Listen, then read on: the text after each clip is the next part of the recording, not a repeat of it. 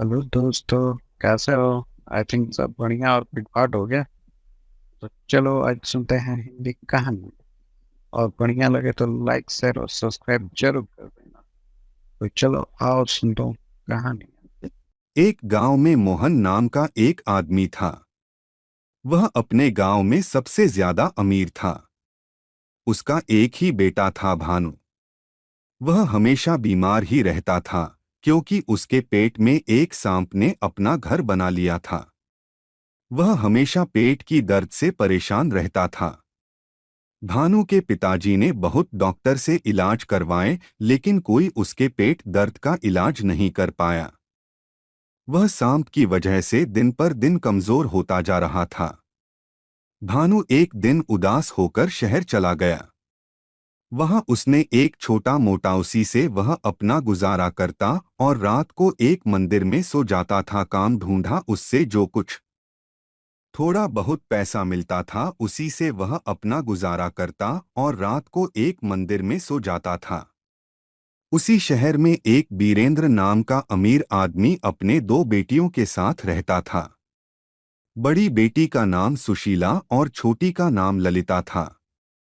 उस शहर में उसके जैसा अमीर कोई नहीं था, इसलिए वहां बस बीरेंद्र का ही राज चलता था। वह बहुत ही अहंकारी आदमी था। बीरेंद्र की दोनों बेटी बहुत सुंदर और सुशील थी। वे दोनों रोज सुबह अपने पिता के पैर छू के आशीर्वाद लेती थी और अपने दिन की शुरुआत करती थी। सुशीला अपने पिता के प्रणाम करके कहती थी, पिताजी, मैं आपकी बहुत आभारी हूँ क्योंकि आप ही के कृपा से मुझे इस दुनिया के सभी सुख प्राप्त हुए हैं। बीरेंद्र जब इतना सुनता था तो बहुत खुश हो जाता था, लेकिन ललिता अपने पिता को प्रणाम करते समय चुप रहा करती थी।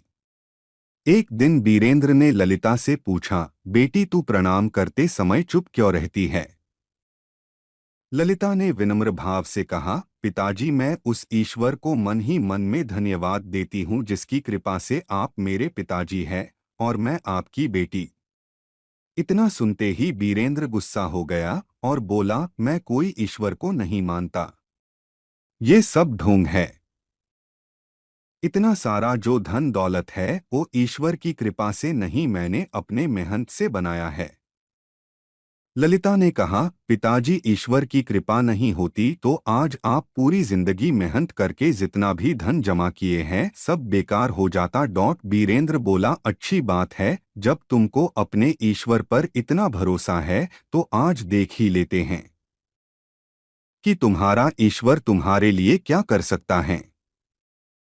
उसने अपने नौकरों से बोला, इस लड़की का विवाह किसी भिखमंगे से करवा दो ताकि इसकी औकात समझ में आ जाए। बीरेंद्र के नौकरों ने ललिता के लिए किसी भिखमंगे की खोज शुरू कर दी। एक दिन नौकरों ने भीखमंगे को खोजते खोजते एक जंगल में पहुंचे। वहां एक पेड़ के नीचे भानु भूखे प्यासे सोया हुआ था और एकदम भिखमंगे के जैसा दिख रहा था।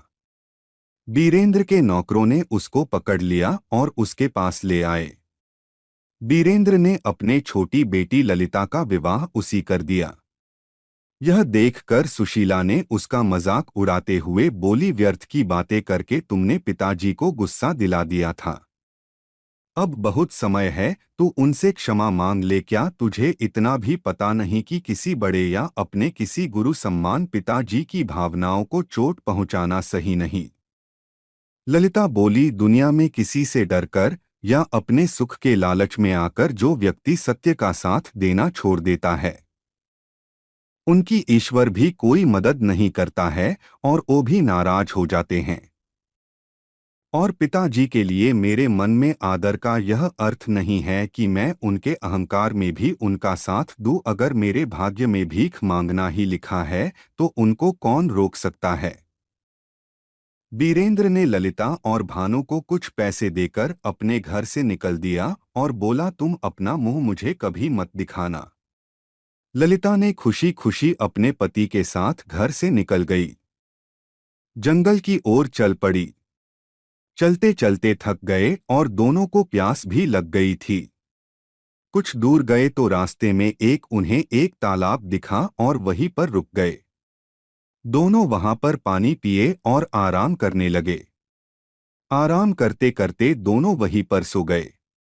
जब ललिता नींद से उठी तो उसने देखा कि उसका पति एकदम गहरी नींद में सोया हुआ था और उसके मुंह से एक सांप अपना फन बाहर निकालकर एक बिल की तरफ देख रहा था और उस बिल से दूसरा सांप अपना फन बाहर निकाल पहले वाले सांप को देख रहा था। दोनों सांपों ने एक दूसरे से बहस करना चालू कर दिया और एक दूसरे का रहस्य बताने लगे। रहस्य ही सुरक्षा है, बिल वाले सांप ने कहा। अरे दुष्ट, तू इतने सुंदर और नादान बालक का जीवन क्यों नष्ट कर रहा है? तू ये नहीं जानता ये कितने अमीर घर का लड़का है। तू इसको इतना कष्ट दे दिया है कि ये लड़का मजबूरी में अपना घर छोड़ दिया है। अब तो बंद कर दे अपनी दुष्टता। तभी भानु के मुंह वाले सांप बोला, तूने भी तो अपने बिल के अंदर एक विशाल खजाने को बर्बाद कर रहा है। तुझे तो मैंने कुछ नहीं कहा। तभी बिल वाला सांप बोला, मुझे तो किसी राजा के पूर्वजों द्वारा दिया गया वचन को निभाना है, इसलिए मैं इस खजाने का रक्षा कर रहा हूँ। तो मुंह वाला सांप बोला, अरे तू क्या रक्षा करेगा? कोई आदमी तेरे बिल में बस 2 बाल्टी गर्म पानी डाल दे तो तू मर जाएगा और खजाना भी उसका हो जाएगा। कोई इस रहस्य को नहीं जानता, इसलिए तू अब तक जिंदा है। फिर बिल वाला सांप बोला, तू भी तो इसी कारण जिंदा है कि मूर्ख की तेरा रहस्य कोई नहीं जानता। ललिता यह जानकर अचंभित हो गई कि उसका पति किसी अमीर घर का लड़का है। उसने जल्दी से बगल के गांव में गई और गांव वालों से मदद मांगी। पुरानी चावल और सरसों का काढ़ा को अपने पति भानु को पिला दी और इसके बाद बाल्टी का गर्म पानी उस बिल में डाल दी। दोनों सांप तड़पते हुए बाहर निकले और मर गए और भानु एकदम से ठीक हो गया। वह ललिता को दिल से धन्यवाद दिया और बोला, तुम नहीं होती तो पता नहीं मेरा क्या होता। ललिता ने खजाने वाली बात भानु को बताई और दोनों ने मिलकर उस जगह को खोदा तो वहां बहुत सोना, चांदी और हीरा निकला। वे दोनों खुश हो गए और भानु ने वहां का पूरा खजाना और अपनी पत्नी ललिता को लेकर अपने गांव खुशी खुशी चला गया। सारांश इस रहस्य ही सुरक्षा है कि कहानी से हमें ये शिक्षा मिलती है कि हर इंसान को अपनी गुप्त बातें किसी को बतानी नहीं चाहिए। इसलिए कहा गया है कि रहस्य ही सुरक्षा है। आप लोगों को ये कहानी कैसी लगी हमें कमेंट करके ज़रूर बताएं और हमारे चैनल में नए हैं तो चैनल को सब्सक्राइब ज़रूर करिए। आपको आपके चाहने वालों का कसम अगर उनसे सच्चा प्यार करते हैं तो हमारी मदद ज़रूर से करें। हमारी जिंदगी छोटे छोटे समय के भागों में बटी हुई है। हमारी जिंदगी में कई दिन, कई घंटे, कई मिनट और कई सेकंड होते हैं, परंतु कुछ लोग इसी समय में उस मुकाम को हासिल कर जाते हैं जिसकी उन्हें चाह होती है। वे समय का सदुपयोग करते हैं और अपने जीवन में सफल हो जाते हैं। एक गांव में एक गरीब आदमी रहता था। उसके घर में उसकी पत्नी और उसकी एक बेटी और एक छोटा बेटा था। उसकी पत्नी दूसरों के घर में काम करके अपने परिवार का खर्च चलाती थी। उसका पति जिसका नाम रामू था, रामू दिन भर नशे में डूबा रहता था और दूसरों के साथ। हमारी जिंदगी छोटे छोटे समय के भागों में बटी हुई है। हमारी जिंदगी में कई दिन, कई घंटे, कई मिनट और कई सेकंड होते हैं, परंतु कुछ लोग इसी समय में उस मुकाम को हासिल कर जाते हैं जिसकी उन्हें चाह होती है। वे समय का सदुपयोग करते हैं और अपने जीवन में सफल हो जाते हैं। एक गांव में एक गरीब आदमी रहता था। उसके घर में उसकी पत्नी और उसकी एक बेटी और एक छोटा बेटा था। उसकी पत्नी दूसरों के घर में काम करके अपने परिवार का खर्च चलाती थी। उसका पति जिसका नाम रामू था, रामू दिन भर नशे में डूबा रहता था और दूसरों के साथ पत्ते खेलने में बहुत मजा आता था। शाम को शराब पीकर घर आकर जोर जोर से अपनी पत्नी को चिल्लाता था। कई बार उसने अपनी पत्नी को मारा भी, लेकिन अब उसकी पत्नी करे भी तो क्या, वह तो अपने बच्चों को छोड़कर नहीं जा सकती थी। रामू को जो कोई भी समझाता था कि रामू कुछ कार्य करा करो, पैसे कामया करो, अपने परिवार का खर्च तो उठाओ, तुम्हारे 2 बच्चे हैं, तुम्हारी पत्नी है, उनकी देखभाल करो, ऐसे अपना समय क्यों बर्बाद करते हो। रामू उसके ऊपर बिगड़ जाता था और कहता, तुम्हें इससे लेना देना क्या, मैं कुछ भी करूं, यह मेरा जीवन है, मैं तुम्हारे घर में खाता हूं क्या। इसके कारण कोई भी गांव का सदस्य इससे इस विषय में बात ही नहीं करता था। वह सुबह खाकर निकल जाता था और रात में शराब पीकर आता और अपनी बीवी के ऊपर गुस्सा करता था। ऐसा ही कुछ दिनों तक चलता रहा। कुछ दिनों बाद संसार में एक ऐसी बीमारी ने जन्म लिया जो मानव जाति के लिए अत्यधिक खतरनाक थी। चारों तरफ उस बीमारी का कहर था। आप सब जानते होंगे, मैं कोरोना वायरस की बात कर रहा हूं। जब सरकार द्वारा लॉकडाउन लगा दिया गया था, तब चारों तरफ लोगों का एक दूसरे के वहां आना जाना बंद हो गया था। सारे कार्य, सारी फैक्ट्रियां, सारी गाड़ियां इत्यादि बंद हो गए थे।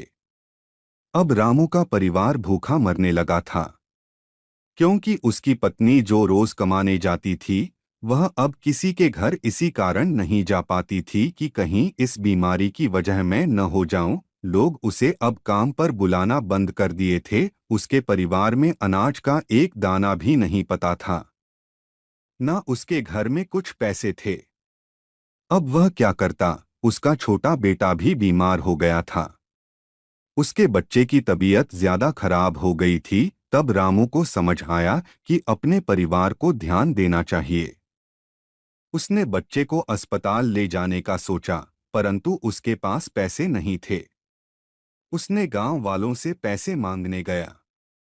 गांव वालों ने कहा, पहले कहने पर तो हम लोगों को ही जली कटी सुना देते थे, अब इस लॉकडाउन में हमारे पास कहां से पैसा आए, यही कहकर वह लौटा देते थे। रामू अत्यधिक परेशान था। अब करें तो भी क्या करें। वह चाहकर भी कुछ नहीं कर सकता था।